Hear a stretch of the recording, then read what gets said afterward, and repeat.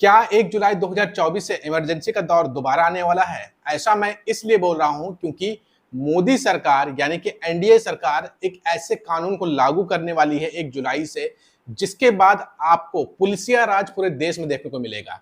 एक तरफ हमारे देश में पुलिस का नाम सुनते ही आम लोग काफी ज्यादा घबरा जाते हैं और गलती से किसी के घर पे पुलिस इंक्वायरी के लिए केवल पहुंच जाए तो पूरा घर परिवार परेशान हो जाता है। लेकिन 1 जुलाई से जो कानून लागू होने वाला है पूरे देश में, उसके बाद कहा यह जा रहा है कि हमें इमरजेंसी का दौर देखने को मिल सकता है और पुलिसिया तंत्र, पुलिसिया राज देखने को मिल सकता है। आपको याद होगा कि मोदी जी ने चुनाव के दौरान कहा था कि 2014 से लेकर के 2019 तक आपने जो कुछ भी देश में देखा है वो तो ट्रेलर है, असली फिल्म तो हम 2024 के चुनाव के बाद दिखाएंगे। तो क्या अब असली मूवी देखने का टाइम आ गया है? और ये मूवी होगी इमरजेंसी की दौर की और पुलिसिया तंत्र की, जिसको लेकर के बहुत कम लोग गंभीर है और बहुत कम चर्चा इस पर हो रही है।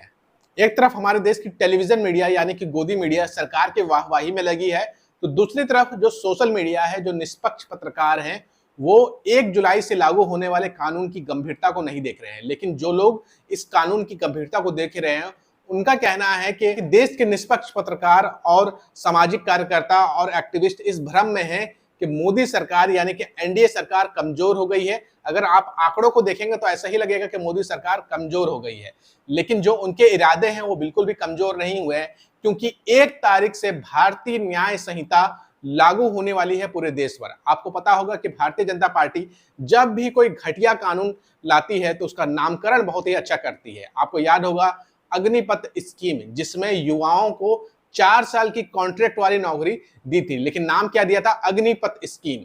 आपको याद होगा कि मोदी सरकार ने देश के किसानों को लेकर के एक बहुत बड़ा कानून लेके आया था और कहा था कि बहुत बड़ा परिवर्तन हो जाएगा इस कानून के बाद, और उसका नाम दिया था कृषि सुधार कानून। और आप सब जानते हैं कितना सुधार हुआ और कितना बिगाड़ हुआ, वो आप सब जानते हैं कि पूरे देश की किसान सड़कों पर बैठे रहे, दिल्ली के अलग अलग बॉर्डरों पर बैठे रहे 1 साल से ज्यादा तक वक्त के लिए, और 700 से ज्यादा किसान शहीद हो गए, तब जाकर के इस बिल को वापस ले गया। वो भी यूं ही नहीं ले गया, बहुत दबाव बना और किसानों ने ऐलान किया कि चुनाव में उनको वोट की चोट देंगे, तब जाकर के ये बिल वापस लिया। बिल आपको याद होगा कि मोदी सरकार ने 2014 से पहले कहा था कि बहुत हुई महंगाई की मार, अब की बार मोदी सरकार। और आप सब जानते हैं कि आज महंगाई का क्या हाल है। तो उसी तरीके से जो नया कानून लाया जा रहा है भारतीय न्याय संहिता, जो 1 जुलाई से लागू होने वाला है, उसका नाम तो बहुत ही प्यारा दिया गया है कि भारतीय न्याय संहिता, लेकिन इस कानून के जरिए केवल और केवल अन्याय होगा और उन लोगों के साथ अन्याय होगा जो सरकार की नीतियों की आलोचना करते हैं,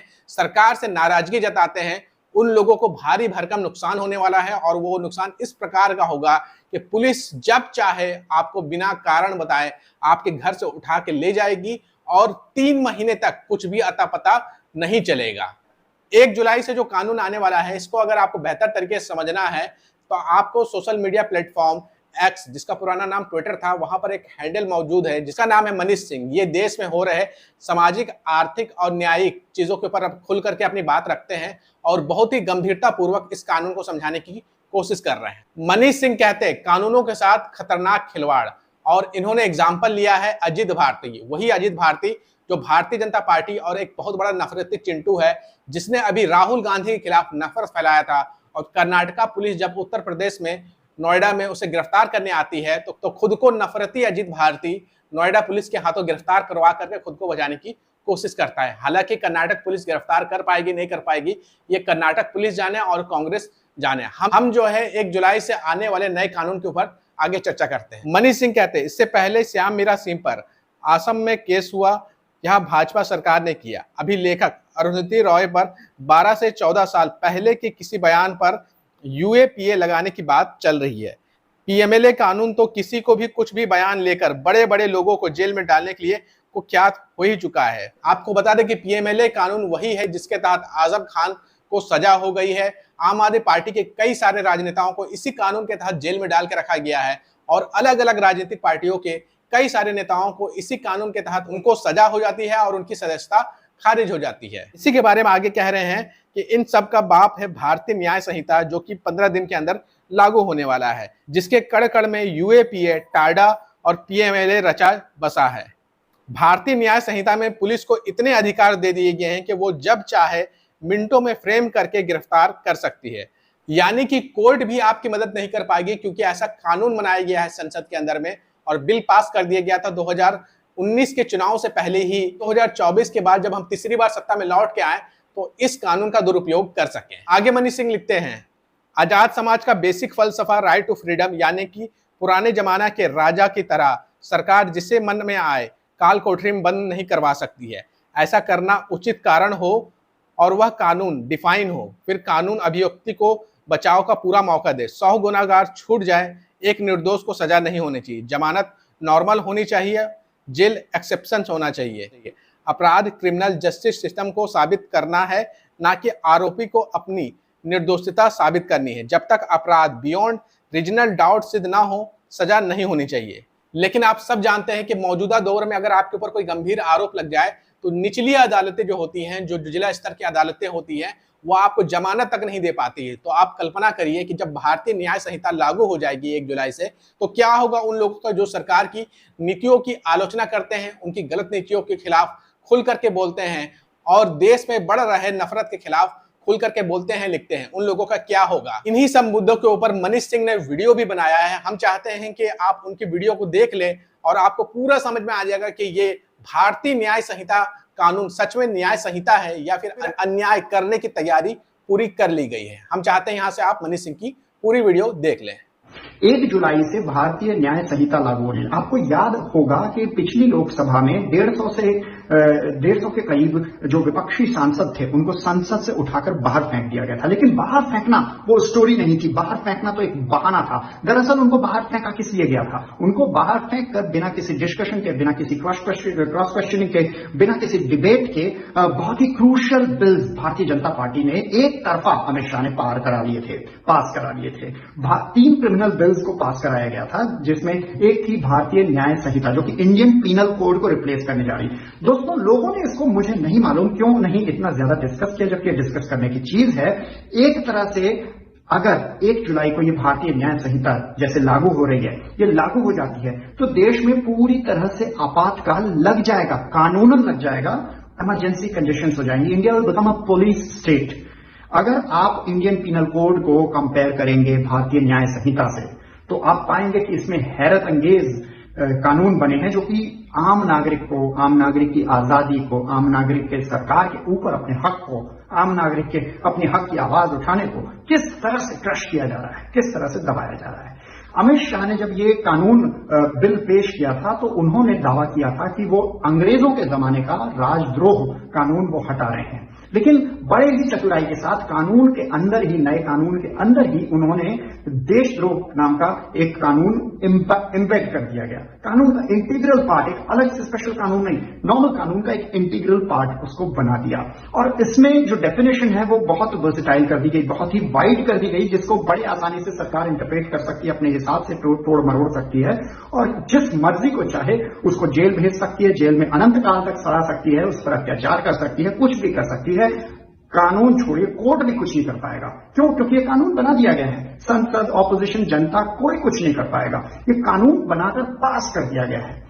आपको थोड़ा सा एग्जांपल देते हैं। इंडियन पीनल कोड जो पहले होता था उसमें पुलिस यदि किसी व्यक्ति को गिरफ्तार करती है तो 15 दिन तक वो हवालात में रख सकती थी, लेकिन नए कानून के अंतर्गत अब 3 महीने तक वो हवालात में रख सकती है। पुराने कानून के अंतर्गत अगर पुलिस किसी को गिरफ्तार करके ले जा रही थी तो पुलिस को बताना होता था कि वो उसे कहां ले जा रहे हैं, कहां पे रखा गया है। लेकिन नए कानून में इसकी कोई जरूरत नहीं है।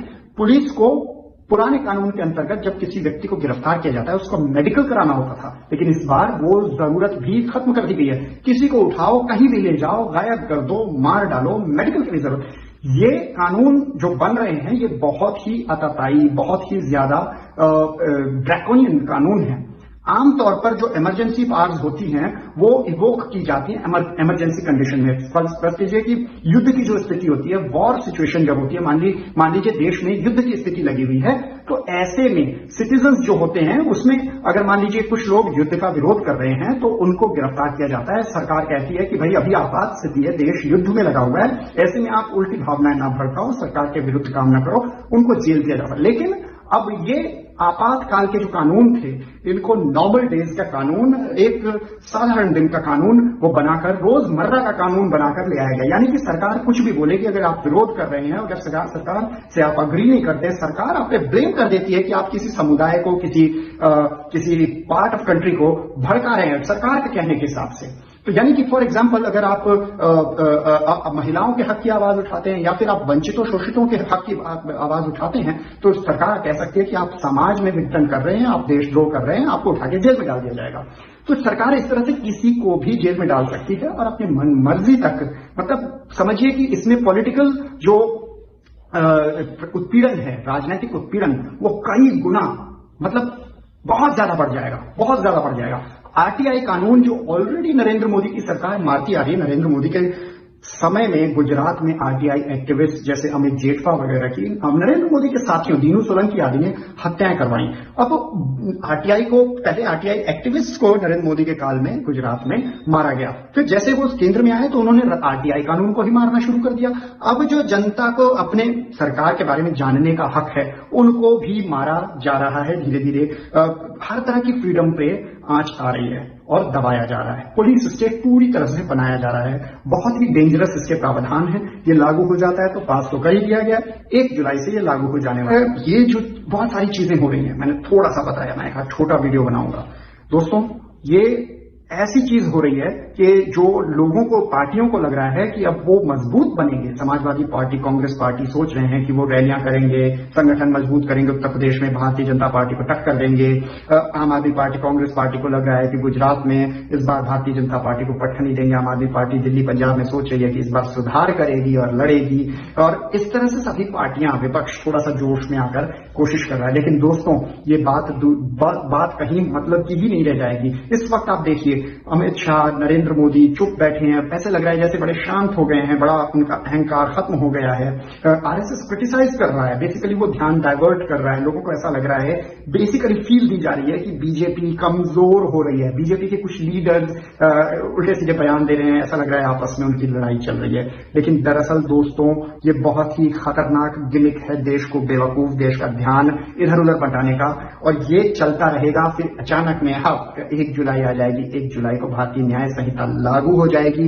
और ये जो उसके बाद जैसे मेजॉरिटी रहती है तो ये सारे कानून भी प्रेस से रिलेटेड, ऑनलाइन मीडिया से रिलेटेड, ऑनलाइन डेटा से रिलेटेड, डिजिटल ब्रॉडकास्टिंग से रिलेटेड, ये सारे के सारे कानून जैसे लागू हो जाते हैं तो देश रसातल में आ जाएगा। चाहे भारतीय जनता पार्टी का विरोध करने वाली पार्टियां हों, भारतीय जनता पार्टी का समर्थन करने वाली पार्टियां हों, चाहे भारतीय जनता पार्टी के खुद के लोग अगर विरोध करते हैं, सभी के सभी दबा दिए जाएंगे। विरोध की सारी आवाजें खत्म हो जाएंगी और साथ में खत्म ही नहीं होंगी, उनका ऐसा उत्पीड़न होगा जिसका एग्जाम्पल दिया जाएगा पूरे देश और समाज को डराने में कि मुंह मत खोलना वरना ऐसा ही हश्र किया जाएगा। ये पूरी तरह से ड्रैकोनियन कानून है।